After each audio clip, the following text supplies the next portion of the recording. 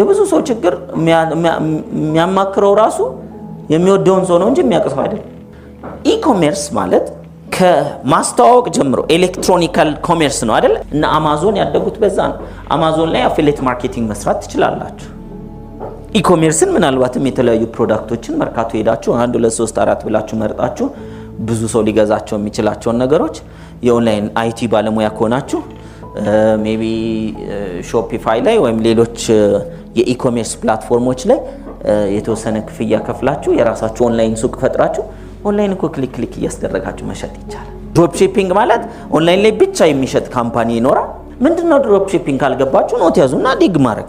አሁን ኢትዮጵያ ደግሞ ስቶክ ማርኬት በነገራችን ላይ ካፒታል ማርኬት ሚል አዋጅ 2012 ይመስለኛል ወጥቶ የካፒታል ማርኬት ባለስልጣን መስሪያ ቤት ተቋቁሞ እሱ አሁን ወደ መሬት እያወረደ ነው። ስቶክ ማርኬት በቅርቡ ይኖራል የኢትዮጵያ ውስጥ። ያ ስቶክ ማርኬት በሚኖርበት ጊዜ ስቶክ ብሮከር መሆን ይቻላል። ምናልባት ውጭ ያሉ ዘመዶቻችሁ ምናምን እንደዛ የሚሰሩ ካሉ እናንተም you have the right። ስለዚህ ስቶክ ማርኬት ተጀምሮ ሰው ሁሉ ከሰራው በኋላ ሳይሆን ዛሬ ስለ ስቶክ ማርኬት ኦንላይን ስልጠና ፍሪ ስታገኙ ብትወስዱ ነገ ልክ ሬዲ ሲሆን እናንተ ጀምራችሁ በስቶክ ማርኬት ኢትዮጵያ ውስጥ አለ የተባለ የተባለች ሰው ትሆናላችሁ። ስቶክ ብሮከርስ በጣም ከፍተኛ ኢንካም ነው የሚያገኙት። ምንድነው ስቶክ ብሮከር አላውቀውም። በቃ ለርን ዲግ እንዴት ነው እየገለጥን ምን ሞተው ሶሻል ሚዲያ እየገለጥን ላይብረሪ እኮ ነው አይደል? ስልካችን እኮ ላይብረሪ ነው። ለእድገት የተወሰነ ደቂቃ ልጠቀምበት፣ የተወሰነ ደቂቃ ለመዝናናት። እሺ 1 ሰዓት 2 ሰዓት 3 ሰዓት በየቀኑ መዝናናት ፌር ነው? አሁን ባለኝ ኢኮኖሚ፣ አሁን ባለኝ ህይወት፣ አሁን ባለኝ ሪስፖንሲቢሊቲ ብላችሁ ራሳችሁን ጠይቁ። ፋይናንሻሊ ኢንዲፔንደንት ማለት ለምሳሌ ስራ ባጣ ገንዘቤ ቢቆም ታምሜ ድንገት በተኛ 3 ወር 4 ወር ለ1 አመት የሚሆን ቤተሰቢው ከባንክ እያወጣ አመቱ ሙሉ ሊጠቀመው የሚችለው ወጪ አለ የለም አለ አይደል? ያ ገንዘብ እየወጣ ስለዚህ ለምሳሌ 3 ወር 4 ወር እንትን ብል ከ5 ወር በኋላ ከ6 ወር በኋላ ተመልሼ ወደ ስራዬ ተመልሼ ወደ ንግዴ ተመልሼ አዲስ ነገር ብጀምር ቢያንስ ለአመት አያሳስበኝም። ፍሪደም ላይ እኮ ነገ እንደርሳለን። በእንደዚህ አይነት ብለን ከዛ በኋላ ያማረህን ሁሉ ማድረግ የምትችልበት ቆጥረህ ቀደህ ማትጨርሰው ሌቭል ላይ ትደርሳለህ። ኦሬዲ የተገነባ ስሜቱን የቆነጠጠ ስርዓት ያለው ሰው ስለሆንክ ባገኘህም ጊዜ የምትኖረው የምታሳየው የምትናገረው ነገር ተመሳሳይ ነው። ትንሽ ምቾትን ትጨምር ይሆናል። በተረፈ ግን ገንዘብ አግኝቶ ተለወጠ የምትባል ሰው አይሆንም በጭራሽ። የምትታማ በራሱ አቲቲዩድ ካልለወጠ በስተቀር ሰው ማለት ነው። ኔክስት ስለዚህ IQ ነምበር 3 ይሄን ይመስላል። እኔ ገጠመኝን ነው የምነግራችሁ። ስናይ ቢያንስ አበባ ምናምን ይዘን መሄድ ያለብን ቤት ነው፣ ቅርብ ነው፣ ወይም ሌላ ስጦታ ይዘን መሄድ ያለብን። እኔና ሰብሌ ታጥነን ሄደናቃል። ደናናችሁ ለምን የፖስት ካርድም ምን ስለሌለ በጀት የለም። ኦኬ ከዛ በኋላ ገብተን ምን አለ በጀት እንጨምር። በጀት ታይትል ሳይኖረው የተመረቀ ሄደን ደርሰነው ነው የምንመጣው። ታይትሉ የለም ምንና ጊፍት የሚባል ነገር ይግባ ብለን በኋላ ነው ያስገባነው።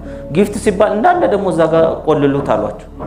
በመጠኑ ለኢጎ አይደለም የምትሰጡት። በቃ ሰው እናንተ ቤት በጋምጥቶ ከሆነ እናንተ ፖስት ካርድ በጊዛችሁ ይል እንዴት እሱ በጋምጥቶ እንትን ማምጣት ብዙ ሰው እንደዚህ እያለ ነው የሚያልቀው። እሱ ነው ያመጣው፣ አንተ የምትወስደው ሌላ ነው። በቃ ማንነትን ይዘህ ሂድ።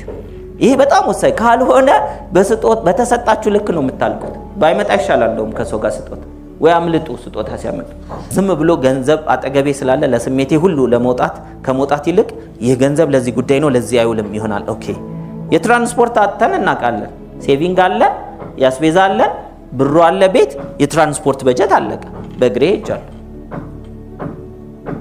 አሜን። በእግር መሄድ ነገ እኮ ትተካዋለህ ከዛ ምናምን። የመጀመሪያው ስህተት ጭንቅላት ውስጥ የሚገባው ልበደርና የሚቀጥለው በጀት አለ ከነገ ወዲያም ልትቀበል አይደል ገቢ ወደዛ አስገባለሁ ሲባል የለም። በጀትና ብር ይለያያል። ብሩ እያለ ለዚህ በጀት ጉዳይ ባዶ ነው። ይሄ this is called ፕላኒንግ ይፈጥራል በጭንቅላታችን ውስጥ አይፈጥርም አይደል? አስቀድሜ ነገን እያሰብኩ ነገ የት ነው የሚሄደው፣ ለምንድን ነው የሚሄደው፣ እንዴት ነው የሚሄደው የሚለውን ነገ ምንድን ነው የምሰራው፣ ለምንድን ነው የምሰራው፣ ምን ያክል ወጪ ያስፈልገዋል ፕላን እያደረገ እንድንንቀሳቀስ ያደርጋል። ገቢና ወጪም ደግሞ የማይመጣጠን ከሆነ ገቢን ለማሳደግ ወጪን ለመቀነስ እንደዚሁ እንድሰራ ያደርጋል። አስቀድሞ ነገ ሰርፕራይዝ መሆን የለበትም በገንዘብ ጉዳይ ላይ። በኢሞሽናችን ኮንትሮል አድርገን ፕላን አድርገን ኢሞሽናችንን ወደ ጎን በማስቀመጥ በበጀቱ መሰረት መኖር መለማመድ ኔክስት ያስፈልገናል ማለት ነው። ስለዚህ ይሄንን ለእያንዳንዱ ገቢ መስራት ያስፈልጋል። አራተኛው IQ ነምበር 4 leveraging your money ገንዘብን ሌቨሬጅ ማድረግ አለብን። ምን ማለት ነው ሌቨሬጅ ማድረግ? ለምሳሌ አንድ ሰው ቤት ቢኖረው ብዙ ሰው ቤት ኖሮት በድህነት ውስጥ ይኖራል። ኮንዶሚኒየም ሊሆን ይችላል ምናምን እና እየተቸገረ ይኖራል ወር ከወር አልሞላለት ብሎ። ነገር ግን ቤት ውስጥ ሆኖ እየኖረበት which is ኖረበት ማለት ለቤት ኪራይ 20 እና 30 ሺህ ብር ያወጣ ከነበረ 20 እና 30 ሺህ ብር ሴቭ አድርጎለታል ማለት ነው። በዛው ቤት ውስጥ ሆኖ እየኖረ ባንክ ሎን ቤቱን አስይዞ ቢበደር አስይዞ ሲባል መቼም ሰተን ከቤቱ አንወጣም ማለት ቤት ውስጥ እየኖርን ያንን ቫልዩ ያገኘን በባንክ ሎን 10% ኢንትረስት ምን ከፍል ቢሆን ያንን ባንክ ሎን ኢንቨስት ብናደርገው ለምሳሌ ኢንቨስት ብናደርገው 1 ሚሊዮን ብር ተበድረን ሄደን የአንድ ባንክ ሼር ብንገዛ ሼሩን ብንገዛ 30 እና 40% አካባቢ በአመት እናገኝበታለን። እኛ 10% ኢንትረስት ምን ከፍል ከሆነ 30% ደግሞ ከባንኩ የምናገኝ ከሆነ ወር ከሼር የምናገኝ ከሆነ ሁለቱን ባላንስ ታደርጉት 20% አካባቢ 1 ሚሊዮን ብር 20% 200 ሺህ ብር ኤክስትራ ካሽ ይኖረናል። ቤት ውስጥ እየኖርን ነው የተጠቀምነው ጭንቅላታችን ፋይናንሻል አይኪው ነምበር 1 አንድን ብር ሁለት ቦታ መጠቀም። አንድን ብር ስንት ቦታ ነው የምትጠቀሙት? ለምሳሌ አሁን 200 300 ብር ይዛችሁ ምሳ አንድ ቦታ በልታችሁ ከፍላችሁ እንደገና አውጥታችሁት ሌላ ቦታ ምሳ መብላት ይቻላል? በሱ አይቻልም አይደል? አሁን እያወራችሁ ያሉት እንደዚህ አይነት ነው። አዎ አሁን ቁጭ ብለን ዲግ ማድረግ አለብን። እንዴት ነው አንድን ገንዘብ ሁለት ቦታ የምትጠቀምበት? ሰዎች መኪና ይዘው ለነዳጅ ተቸግረው አንዳንድ ጊዜ በእግራቸው እኮ ይሄዳሉ። ለምን? መኪናው እኮ ብር ነው አይደል? ሚሊየንስ ብር ነው።